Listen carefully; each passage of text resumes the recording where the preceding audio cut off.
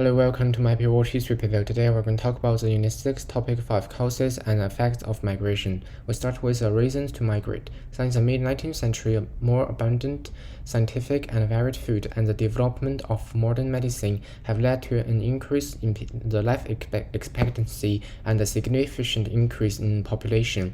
Coupled with the development of agriculture technology, this forced people to go to crowded and poor cities to find work. Thus, many migrated to other countries or to other cities. Disasters are also important causes of population movement, including famine and war. In the Irish potato famine, potatoes, the staple food of the Irish people, withered and caused a famine that swept across Ireland, causing many people to immigrate to other countries, such as the United States. In addition, more convenient and cheaper means of transportation, especially railways and ships, also made transportation safer and more convenient for civilians. In fact, not all migration is going to foreign countries. Many migration occur within the country. Many people move from suburbs and rural area to industrialized city for higher wages, which in turn causes cities to expand rapidly to hold more population.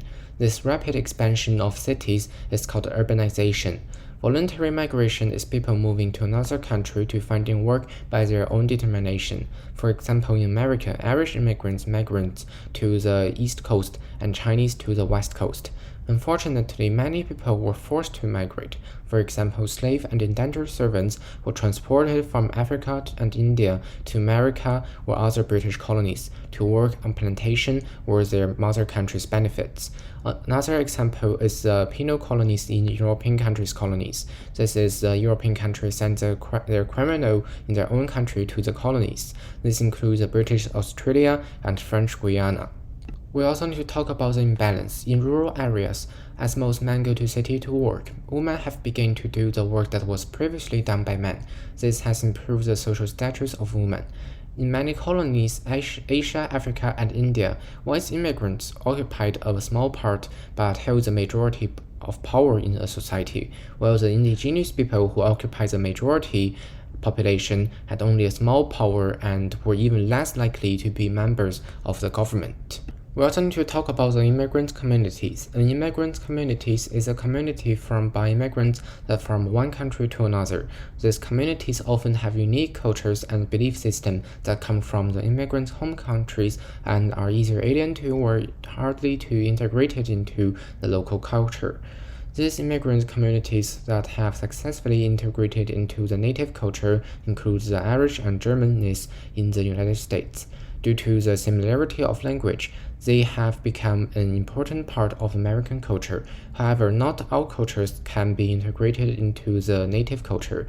Due to the cultural and linguistic differences, the Chinese have difficulties to integrating into the American society and can only live and work in relatively close and isolated Chinatown. And the last, we'll talk about the xenophobia. The essence of xenophobia is a fear that foreign immigrants will take away jobs in the country. The most notorious xenophobia was the Chinese Exclusion Act, which discriminated against people and expelled them from their own country and justified it by their cultural differences. Xenophobia itself is an unreasonable hostility towards people with different cultures from one's own. Like racism, it have no demonstrable reason as its basis.